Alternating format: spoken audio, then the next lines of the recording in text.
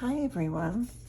I wanted to hop on here and just kind of share with you these beautiful tomes that I just recently acquired from my local library. They were $3 for the set, and they are books of modern verse. And they're almost 100 years old. They're from 1925. So the pages are definitely tearing and there's some wear on there. But really why I got it, aside from the fact that, these are the kinds of things you can use for collage, all of these papers. But I just loved the books themselves. And I've been itching to do an altered journal, which I haven't done in a long time. So I grabbed them because I figured these would make beautiful, bits and bobs in my collages. But this one was so thick. I measured it and it's almost like 4 inches thick. And I just thought, how fun would it be to have an art journal that's super, super thick and big, full of art. I mean, that's going to be intimidating to fill. But the other thing, and also this has 4,000 pages. Just about 4,000 pages, yeah, in here. And the paper in this one, in order to get it to 4,000, is just that, it's almost like tissue paper. Like if I hold my hand just right, you can almost see through it, which again would make amazing collage paper. So for those of you who are like horrified at the idea of an altered journal, just stop right now and don't watch any further. But what I want to do is cut this book block out, use this stuff later, and then kind of rework this cover so that I can slowly, because it would take me forever to fill this with artwork, I would imagine. Fill this with artwork.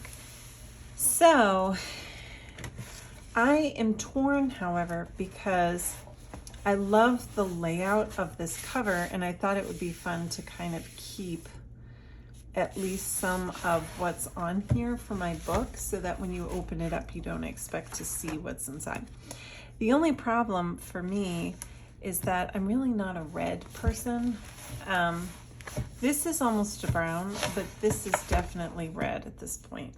So I'm kind of torn. I don't know if I want to leave it and just get over it, or rework it somehow. I'm just not sure what I want to do. But I know that this book, I'll probably just leave as is and just tear out the pages later. So I'm going to test the back of this book with just some colors, just to see what looks cool on here. So I'm going to start with like a white gesso. I'm going to start with mineral, which is like a gray blue. I'm going to do swatches basically, just to see what I think. I should have sand in here. Sand is my other favorite Dina Wakley neutral. And as many people have pointed out, many artists, a lot of these books, I mean, they're there for $1 because people just don't want them anymore. There is an element of obsoleteness. I'm sure they're preserved somewhere, like in the Library of Congress, but they're falling apart and they're disrepair, and to kind of give them a new life in art, to me, is awesome. So I don't have a problem with redoing the book. So this is already speaking to me, this sand on there. That looks really cool. But I'm gonna try the white. I'm thinking that white, yeah, I mean, I can go light with the white, which is also okay. I feel like it might be a little too bright. And this blue also, I think that might be just a little too much on the cover. So I think, and I think I had said in one of my last videos that usually your first choice, your gut instinct is right. And I have to say, I think I like the sand. It's interesting because as it dries, it looks like some of the red is getting mixed into the paint a little, which is kind of cool because then it gives it a bit of a pinkish hue. So what I want to know, I want to do this on this tester first before I damage this cover, because I really do like it. It's not my favorite though, color-wise. So let me see now what it looks like. I think I'm gonna go with the sand. Ooh, that's buff, not sand.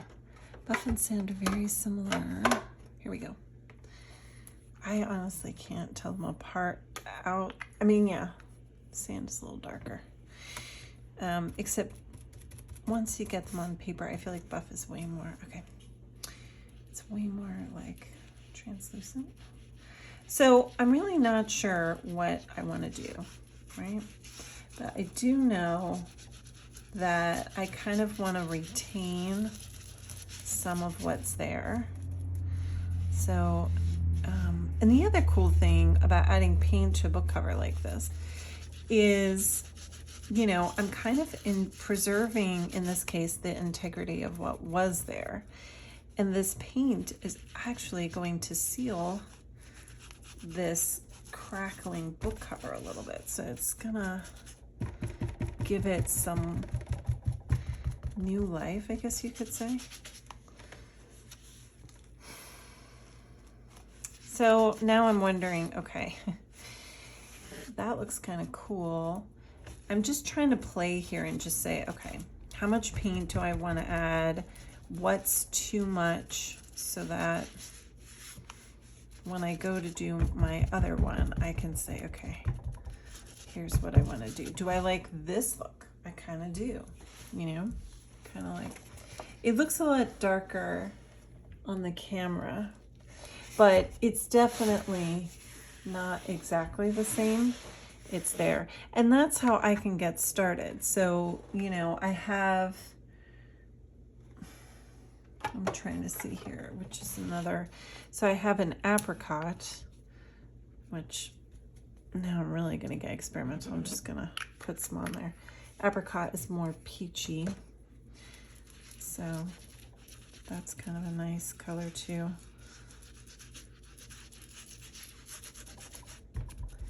The only trick, and I will say, like, I don't know if you can see when I squiggled it on, it leaves a little trail. So I don't recommend doing that. I do that when I'm lazy because I know I'm going to be doing something else over it. And another way to, okay, say, all right, I've changed this cover a little bit. I now could go in with a darker color. I have like this rosy metallic. I have a medieval. They're metallic, but they're other colors. I also have this penny, which is cool. So now that I kind of have a base color on there, I'm going to experiment and just try a couple of the other colors on there. Like, okay, what happens when I add? Because what I'm looking for is a more weathered, kind of weathered look, textured. I'm trying not to shake the camera. And because I can still see this, if I wanted to bring this out again, I could go back over it with a paint pen or a metallic pen. So it could even look even more intentional. And And I can also do something interesting too, like add a stencil on the cover. You know, I could add texture with the stencil. I'm just looking to see what I have here. I have bubbles, you know, I'm just looking at my regular, even stars. I'm looking, like stars could be kind of cool on there because there's an element to kind of like old Americana. I could do some more text, just things to think about when doing a project like this.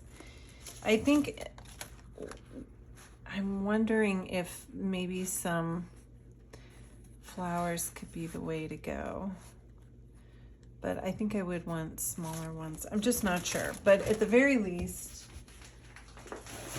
I've swatched this out. I've got some darker color here. I just want to try a couple more of my favorite colors just to see what happens before, again, I get started on the other one. And I'll show you. I haven't done this in so long. And it's funny because this is kind of, oh, with the blue. I kind of like, I gotta say, brushing this with the dauber. And I mean, my gosh, that just pops. I kind of really like it. And it's swirly and kind of magical looking. I don't know. I almost like it like this. It's kind of cool. So anyway, I think I've got an idea for color schemes. I just have to figure out how I want to do this. And again, you know, later on I can come in with stencils or like a paint pen and just doodle if I want. It all depends too on, you know, what my plans are for the inside, right? So depending on the theme, I feel like the cover will kind of set the tone, I guess I could say. So anyway, just another way to kind of play with this cover and make it more your own. Do I want to cover up letters? I don't know. I'm just gonna doodle. Okay, so just some thoughts about how to kind of alter something in such a way. So I'm going to put that aside, and now this is the part that you may want to look away. So I really want to preserve this spine. So there's so many ways to do alter journals. But one way is, once you cut out the book block, is to just save the front and the back cover and then do an open stitch binding or create some kind of unique binding that's totally different than the cover. Or alternatively, you could save the spine, like I love this spine, and then do a totally different cover and attach to the cover. I'm going to try and save everything, but because this is almost 100 years old, this is coming apart. So I'm going to show you my plan for saving that. So cutting out a book, I mean, you know, I feel like this is old hat.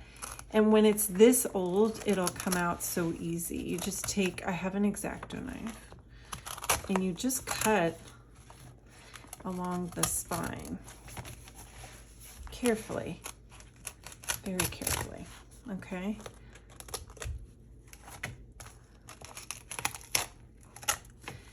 And there you go. Look at this antique, like cardboard, kind of crumbly paper. And I could do the same thing over here. I guess I have to. What am I saying? I almost ruined my book by cutting it with scissors. Okay, and you're going to do the same thing over here. and just slice the paper. It's a little odd because you're slicing through fabric, even though it doesn't seem that way. The way books were assembled. I'm going to just shake this out in my trash real quick here. It's just so crumbly. Okay. So the way that books were assembled, and still are today, especially traditionally book-bound books, is that you have a cardboard structure on the inside, which they still have, right? A press board, even 100 years ago.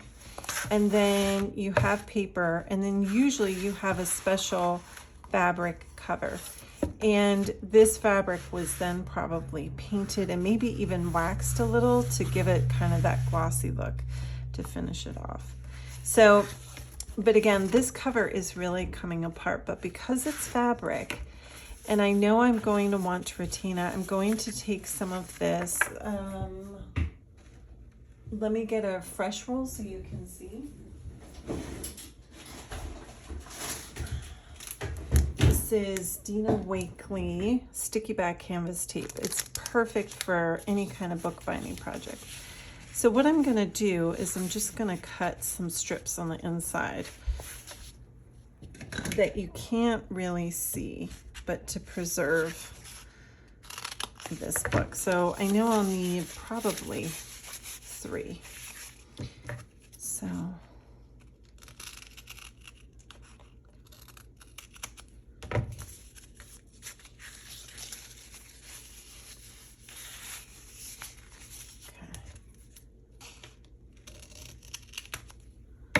all right, and all I'm gonna do today, and then I will continue on with more videos, is I'm going to line it up